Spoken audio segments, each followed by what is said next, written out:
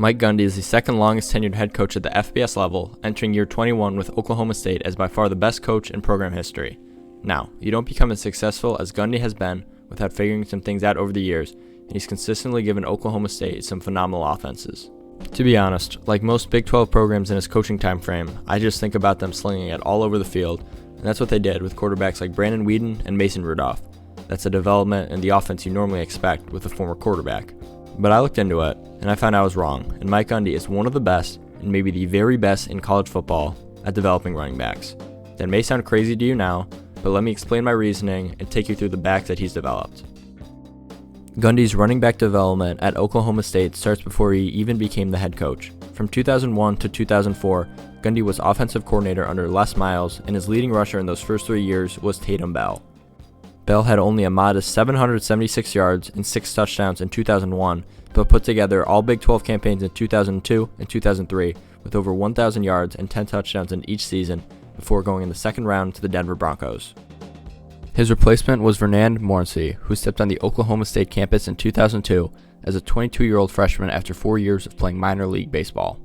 After running for 918 yards as Bell's backup in 2003, he took over the starting job in 2004 and ran for 1,474 yards and 12 touchdowns before declaring for the NFL draft and being selected by the Houston Texans in the third round. Gundy then handed the keys in his first season as head coach to Mike Hamilton, a redshirt freshman who actually has a recruiting profile. Rivals rated him a 3-star and the 71st best halfback in the class of 2004, and he became pretty much the only bright spot of the Cowboy offense because look at this quarterback room.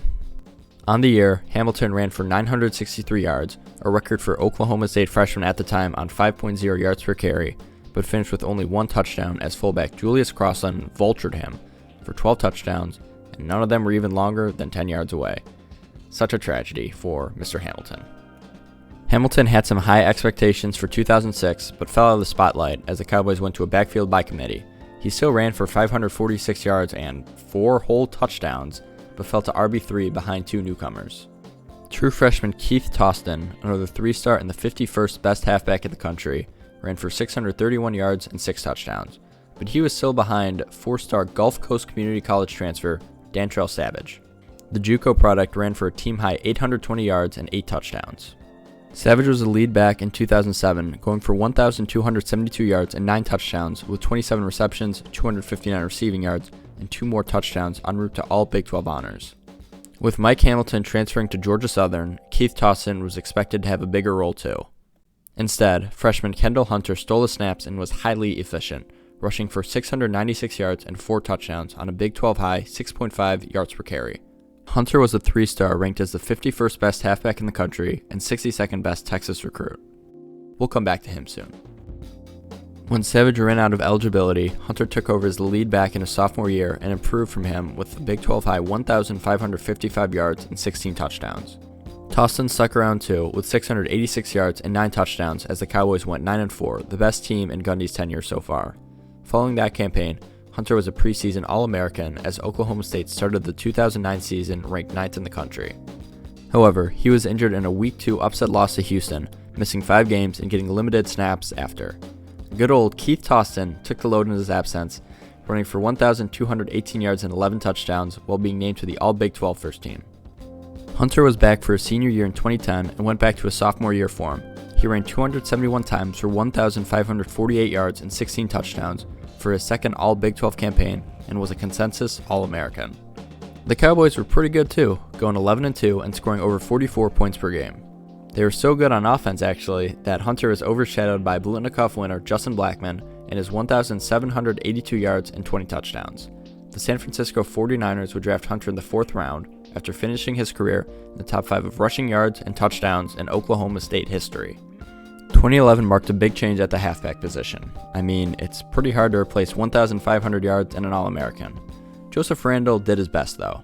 As a recruit, the 4-star was the 5th best player from Kansas and the 25th best athlete in the class of 2010 and served admirably as RB2 in his freshman campaign with 452 yards rushing and 427 receiving. After stepping into the starting lineup, he ran for 1,216 yards and 24 touchdowns with 266 receiving yards, peaking with 152 yards and 4 touchdowns in a blowout win over RG3 and Baylor. And yes, this team should have played for the national championship instead of Alabama. They would have at least made the game interesting. 2012 was a transitional year for the rest of the offense, and between quarterbacks Clint Shelf, J.W. Walsh, and Wes Lunt, Randle shined with 1,417 yards and 14 touchdowns for a second straight All-Big 12 season. The Cowboys took a step back, but it wasn't Randle's fault, as OSU lost despite Randle rushing for 199 yards and 2 touchdowns against Texas, and 113 yards and 4 touchdowns against Oklahoma. Randle would declare for the NFL after the season, being drafted by the Dallas Cowboys in the 5th round. Just don't ask what happened to him after that. In 2013, Oklahoma State had a position battle between redshirt senior Jeremy Smith and junior Desmond Rowland. Both ran for over 300 yards and 4 touchdowns in 2012 as backups. Rowland, a former 4-star and the 21st best athlete in 2011, took the majority of snaps, rushing for 811 yards and 13 touchdowns, compared to 485 and 9 scores for Smith. Rowland was back for 2014 and was joined by a twitchy, 5'9", 185-pound JUCO transfer named Tyreek Hill. You might have heard of him, I don't know though. He was the highest rated recruit I'll talk about today, as a 4-star and the number 3 JUCO recruit in the class. This was still Rowland's backfield though, rushing for 770 yards and 10 touchdowns, but Hill certainly made his mark. He ran for 534 yards, gained 281 receiving yards, but was at his best as a dynamic return man, getting nearly 1,000 total return yards and 3 touchdowns. His heroics gave the Pokes a very rare Bedlam win, keeping the Cowboys' winning season streak alive too. Man, that Tyreek Hill guy was fun. Offensive newcomer of the year for the Big 12, he'll be fun to have next year, and you can't do that. Gundy went back to the JUCO ranks for his next running back, bringing in 4-star Chris Carson. Hill's absence was missed, as Carson was the worst lead back statistically under Gundy yet, rushing for only 511 yards and 4 touchdowns, with the Cowboys leaning on Mason Rudolph in the passing game to a 10-win season. Carson was back, and he improved in 2016 with 559 yards and 9 touchdowns, but missed 4 games and fell to RB2. Still, he showed enough to be drafted by the Seattle Seahawks in the 7th round and became a 1,000-yard rusher in the NFL. True freshman Justice Hill, an unheralded mid-3-star recruit from Tulsa, broke out with 1,142 yards and 6 touchdowns, becoming the Big 12 Offensive Newcomer of the Year and earning second-team All-Conference honors as Oklahoma State won 10 games again. The Cowboys also had Barry Sanders running for them in 2016, although for only 93 yards and 2 touchdowns, which is about as much as his dad, Barry Sanders, did in a half back in the day. Hill one-upped himself in 2017 with 1,467 yards and 15 touchdowns in a prime Oklahoma State season, which, of course, included some really bad defense to hold back an offense with 568 yards and 45 points per game to keep the Pokes no higher than 10-3. He was one of 7 Cowboys to go on the All-Big 12 offense, being named to the first team. Hill's junior year was looking solid with 930 yards and 9 touchdowns through 8.5 games, but he was injured against Oklahoma and missed the final 3 games of his college career. He skipped his senior season before being drafted by the Baltimore Ravens in the 4th round, where he's still contributing to this day. In his place, redshirt freshman Chuba Hubbard ran for over 100 yards in 3 of the final 4 games, which became a sign for good things to come. The 3-star Canadian really wasn't supposed to turn into the best running back in the country, yet that's what ended up happening in 2019. Oklahoma State was rolling out a redshirt freshman at quarterback in Spencer Sanders, and what's the best way to take pressure off a quarterback that still led the Big 12 in interceptions? Run the ball. Hubbard did that for FBS highs of 328 carries for 2,094 yards and a Big 12 high, 21 touchdowns. Not bad, eh? He ran for over 100 yards in every game except when playing FCS McNeese State in Week 2 and touched the ball 20 more times in each contest. Some of the results were monstrous. 296 yards and a touchdown against Kansas State, 221 and 3 touchdowns against Oregon State, 256 and 3 touchdowns against Tulsa, 223 and 2 tutties against TCU. The Pokes weren't great, but Hubbard did enough, more than enough, to earn first-team All-Big 12 and All-American honors, even finishing 7th in Heisman voting. Hubbard came back for year 4 in 2020, but missed 4 games with injury, and his numbers fell back to earth, only rushing for 625 yards and 5 touchdowns, with an offensive line that didn't give him much help. Hubbard would still be named to the All-Big 12 second team and drafted by Carolina in the 4th round, and he's coming off 1,195 yards and 10 touchdowns with the Panthers in 2024. In 2021, Oklahoma State could have rolled with veterans L.D. Brown and/or Desmond Jackson, who each ran for over 400 yards in 2020, but Gundy went a different way. He brought in three-star transfer Jaylen Warren from Utah State, who had good efficiency numbers but limited production due to injury.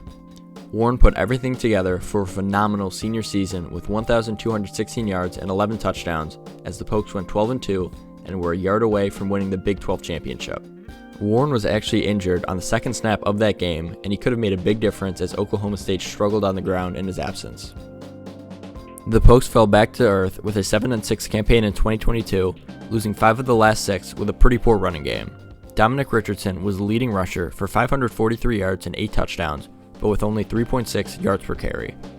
With Spencer Sanders transferring to hold Jackson Dart's clipboard and be forgotten about before 2023, the running game was needed even more. That didn't really happen in the first 3 games, including one of the worst losses in the Gundy era, but a switch flipped soon after. Oklahoma State rolled with old man Alan Bowman at quarterback and, more importantly, started giving the ball to this man, Ollie Gordon II.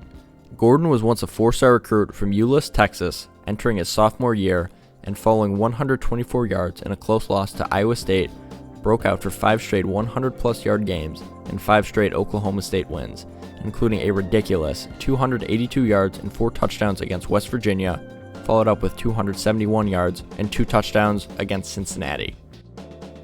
The Pokes rode Gordon to the Big 12 championship game, although lost to Texas, but finished with a 10-4 record after winning the Texas Bowl. Gordon had an FBS high 1,732 yards and 21 touchdowns, while earning All-American and All-Big 12 honors and finishing 7th in Heisman voting. We don't talk about Gordon's offseason, much like we don't talk about that 2024 season for the Pokes.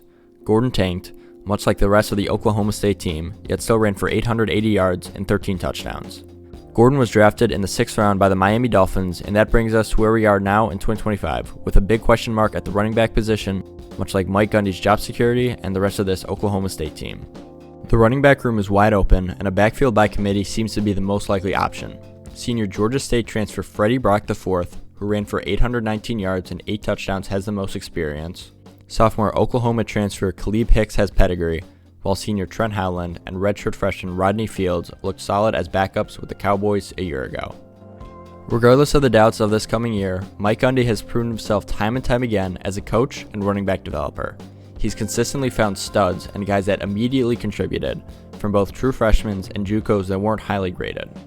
Of the 12 main guys I mentioned with recruiting profiles, half were 3 stars, the other 4 stars, and with that, mainly low 4 stars. The backs are sometimes complementary pieces, sometimes focal points, but nearly always led to dynamic offenses. And that's why Mike Gundy might be the best running back developer in college football. I'm sure others have put more backs in the NFL per capita, but Gundy's been able to do it for 25 years, all without a single 5-star. In his tenure, he's produced 14 1,000-yard rushing seasons, 12 All-Big 12 seasons, 3 All-Americans, and 7 draft picks. That's outstanding, if you ask me, and I don't know who can match that, if anybody. I want to thank everybody that's still watching here. I'm going to keep telling slept-on stories of college football, and I want anybody and everybody to be along for the ride. Thank you.